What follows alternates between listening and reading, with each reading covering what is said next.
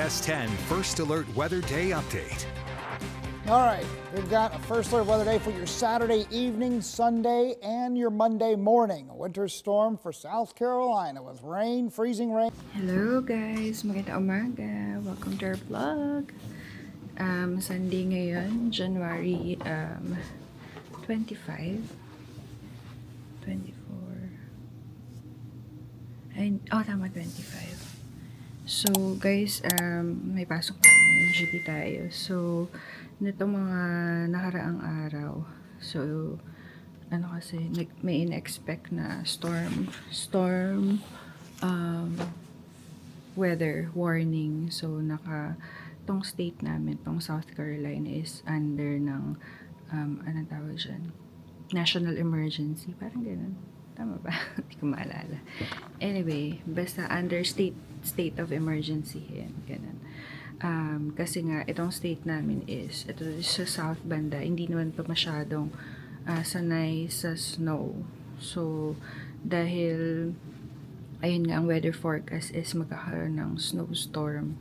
Yan, mga nabanggit ko sa mga nauna kong video na ayun, nag-expect na actually kaninang madaling araw yung dun sa weather forecast is between 1 a.m. to 4 a.m.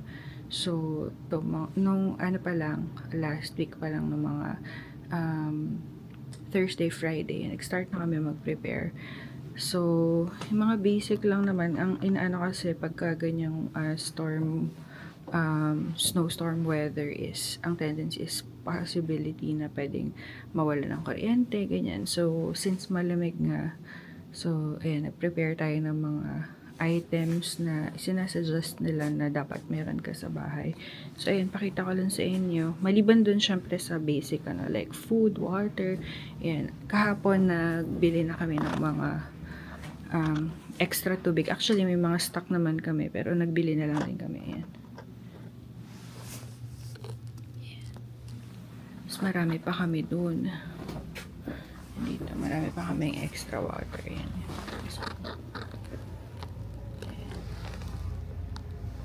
Tapos, ano na lang din, tissue paper kasi paubos na rin yung supply namin. Though, tayo naman sunay tayo sa tabo. No? Pero kasi dito guys, pag nawalan ng kuryente, possibility mawalan din ng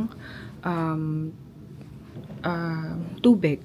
Kasi ang nagpapa-under. Dito, bahay namin guys, tong apartment na nire-rent namin is, yung aming lutuan is electric stove. So, yan. Talagang pwedeng hindi kami makapagluto kung mawala ng kuryente.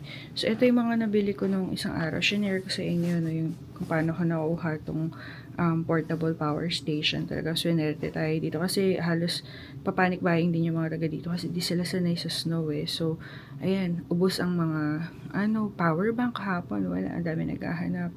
Isang araw pa, ubos ang mga power bank, mga generators, ganyan. So, pati mga butane, ito mga pinapare ko lang mga ilan na nakaraan, nabili ko. So, bumili ako ng maliit na heater kasi may mga bata tayo. So, pag nawalan ng kuryente itong buong bahay, so wala tayong heater, tapos ayan, partner niya tong power station, yan, 1,800 watts. So, ayan, kaya niyang magpatakbo ng ref, yan, yung ganyang kalaki. Tapos, ito syempre ilaw. Tapos, yung lutuan, ito nagkakaubusan na rin ng ganito. Wala na kaming naabutan na ganito. So, last na to na nakuha ko. May maliit kaming lutuan na, na yung pang-camping. Nandito yan sa loob. Tapos, ayan, ito, sleeping bag, tsaka yung pang-mat sa loob. Actually, pang-camping yan eh.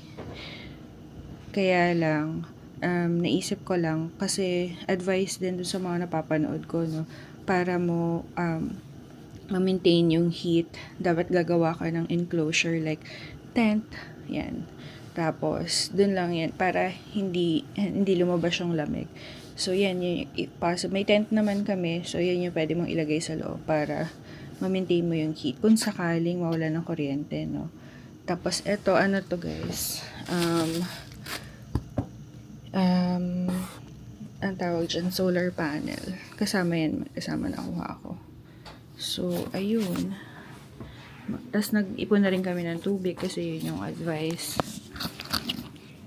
Yan, maigi na naghahanda, kasi sabi nga nila, it's better to have it and not need it than, needed and not have it. So, okay nang ready kasi may mga bata tayo. So, maaga pa naman guys, alas 6 pa lang. Actually, umaalis ako ng 6:20 mga 6:20, 6:30 kasi 7 yung pasok ko. Pero, dahil ang delikado guys is, hindi snowy, no? Tinignan ko yung labas namin. Hindi siya snowy. Pero ang problema is, yung black ice na tinatawag nila. Hindi mo makikita yung snow pero madulas ang daan. Kasi, ayan. Ay, umaambon. Ayan, ito yung sasakyan ko guys. Ayan, walang snow oh. Kita nyo, pero umuulan. Ayan, nilagyan ko siya ng ng frozen guard. Pero pag, ayan, nakita nyo to, hindi kita yung snow, pero ayan, ang dulas niyan guys, yung ganyang klaseng snow. Ayan, so, yung daan namin, parang wala naman nakikitang black ice, pero parang ganito ang black ice guys, so, hindi mo siya kita yung parang powder. Kasi basa siya na malamig. So, yun yung delikado. So, dahan-dahan lang tayo magdadrive. Buksan ko muna tong car ko. Ay! Ba't ganun? Ayaw magbukas. Wait lang. Ang lamig, grabe. Naka 4 layers ako, guys. Meron akong heat tech. Na frozen ata itong pito. Bayo, dun sa kabila. Try natin. Ayan, tatanggalin ko kasi ito Ayun, ayaw bumukas yun sa kabila. Wait lang guys. Ayan, hindi ako makapasok kasi nung paglagay ko na itong frozen guard, itong ginamit kong pang-tabbing is para mo siya ma-pull is meron siyang parang iniipit dito sa pinto. Ayan, medyo kaya hindi ko siya nabuksan. Anyway, papainitin ko muna tong sasakyan habang nagre-ready ako ng aking mga baon. Tapos nagdala ako ng extra uniform. Tapos may mga gamit din ako dun sa loob. May mga ako dyan, mga extra damit and blanket, yung mga emergency. Pinakita ko na nung nakaraan, no? So, dito sa car, lagi ako meron mga gamot, tsaka mga extra kung ano-ano. Ito, first aid kit. Tapos, may din ako emergency blanket na pang snow time. Ayan, mura lang naman to. Tapos, ko lang yun din yung nakikita. And, ayun no, actually, meron kaming ina-offer yung hospital namin na parang free na accommodation. Pero hindi ko na inabil kasi medyo malapit lang din naman ako dito. 15 minutes, 15-17 minutes away. So, ayun. Ito yung guys. 26 degree Fahrenheit yung lamig. Tapos, eto, i-on na natin to para uminit na tong ating steering wheels. Tapos, itong upuan ko guys, umiinit din to. Ayan. Ayan, may level siya. So, set na natin sa pinakamataas. Tapos, ayan, sinet ko na rin ng 84. Ayan, para mabilis siyang uminit. Ayan, tapos, tanggalin na natin to. Tignan nyo guys, oh. Tumigas na tumigas yun na yung ayan.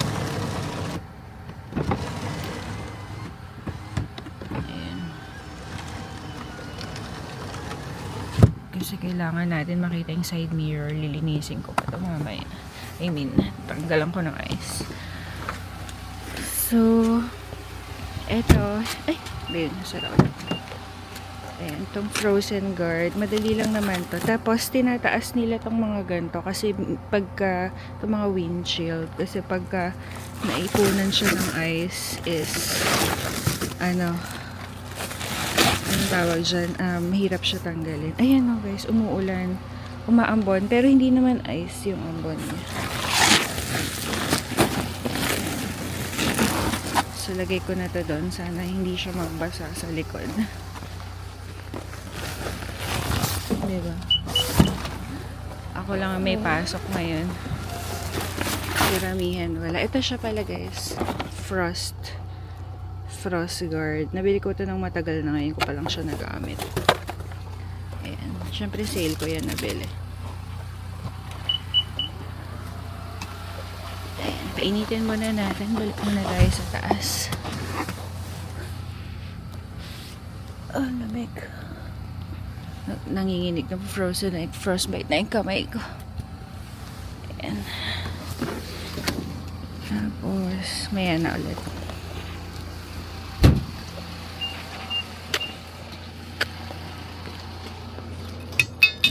Oops.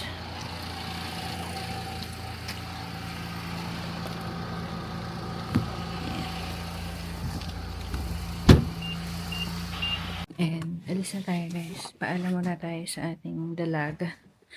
Nagcamping na dito sa kwarto niya. Natulog sa sahig. Ate. Bye-bye na. I'm just gonna go to work na. Bye-bye. Bye-bye. Kiss mama. Love you. Habilin niya yan guys. Mag-kiss and hug daw ako. Morning. Good morning. Bye. Bye-bye. Love you. Hindi ka giniginaw na? Cold. Sige na, good night. Good morning na pala. Ayan, let's go na guys.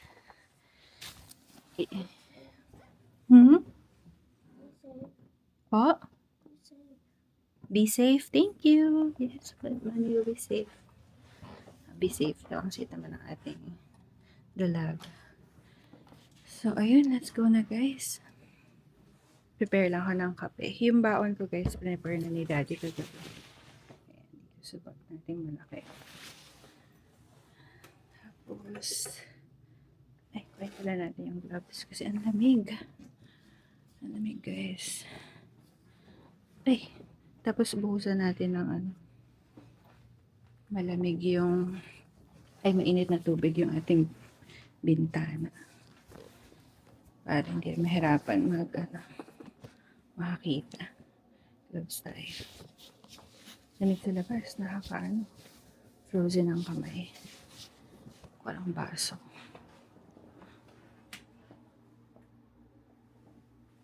Ito na lang.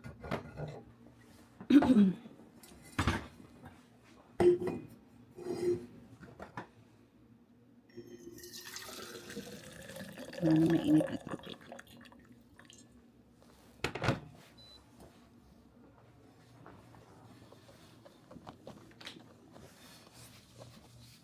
Ayan guys, mukhang okay naman na itong bintana, natunaw na yung yelo. Ayan, pakita yung ikot. Okay na, hindi naman na siya matigas. So, let's go. Ano na guys, 8:12.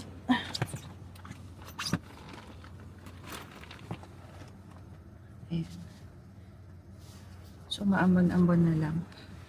25 degrees Fahrenheit. Ayan. Ayan. Maganda guys, meron nung frost guard ba yan? Kasi, siya, hindi ka na mahirapan bakbak ng yelo. Actually, may option naman to, no? tong sasakyan. So, pag bibili kayo ng sasakyan, tignan nyo yung mga ganong option, lalo na kung sa mga malalamig kayong lugar. Ito, pwede mong ito. Ayan, front. Ayan. Pang ano siya, dito siya sa harap. Meron din sa likod, itong clear. Pag dun sa likod naman. Ayan. Na tinutulak niya yung ice. Pero wala namang ice. Patayin ko na, guys. Ayan. Tapos, may ganito rin siyang option. Hindi ko alam kung para saan. Pero sabi ni Daddy, iset ko daw. Itong ice. Ayan. Actually, yung pinagbilhan ko, guys, kahapon, nung isang araw, nung sa Facebook Marketplace, yung, anong tawag dyan? Yung, yung power station. Sabi niya sa akin, kasi nabanggit ko nga na may pasok ako ngayong Sunday, ngayon talaga yung kasagsagan ng snowstorm. Sabi niya, pwede ko daw bawasan yung yung pressure ng tires, yung hangin ng gulong. Although hindi siya sa gas, medyo siya, kakasayang ng gas, pero mas daw kakapit na. Ewan ko kung ganun yung function na yun. Hindi natin masyado alam. Pero dahan lang tayo mag-drive ngayon. Medyo maaga pa naman. And syempre, pray tayo. So, samahan niyo ako magbiyahe. Hindi ko rin kasi alam yung condition ng road And so guys, lagi tayo magdarasal, sa pagkaalis, ganyan. So, ayan. Actually guys, sineset ko pa rin yung direction sa mapa, sa Google Maps. Kasi nakikita ko doon kung may mga roadblock or kung ano man.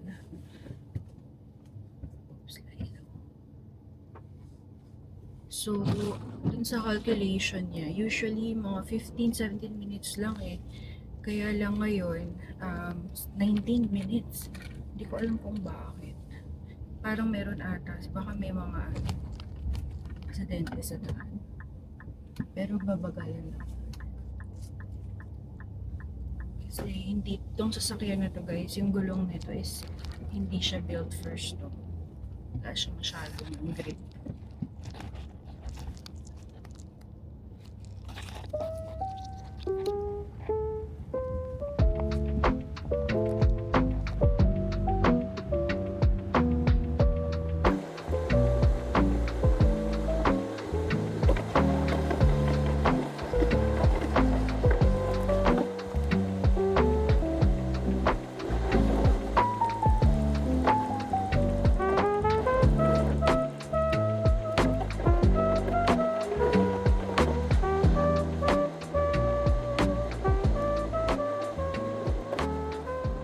Guys, nandiyan nakarating naman tayo po ng ligtas.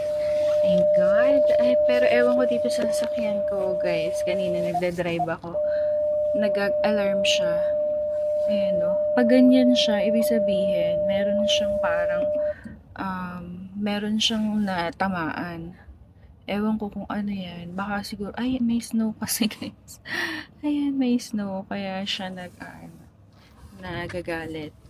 So, sensor kasi yan dyan sa harap. So, pagka nasa-sense siya na may malapit ng mabangga, yan, nag-alarm siya. Ganyan. So, tanggalin natin tong snow na to na nakaharang sa may camera natin. So, maaga pa naman guys. 6:37 ako dumating.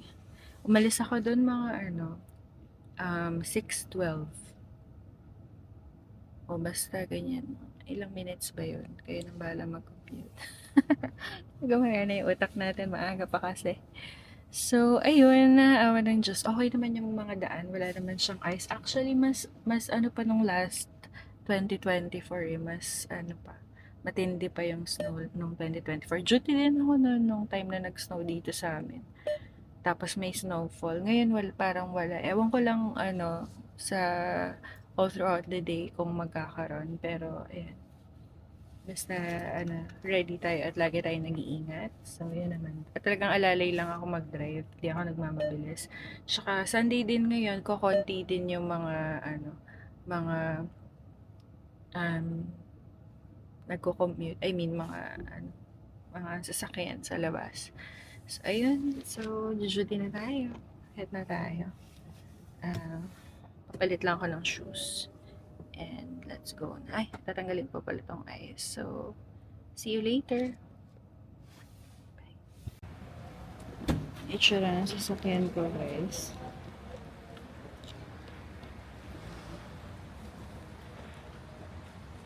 Ito pala siya, kaya siya nagagalit kasi may yelo. Ayan, okay na.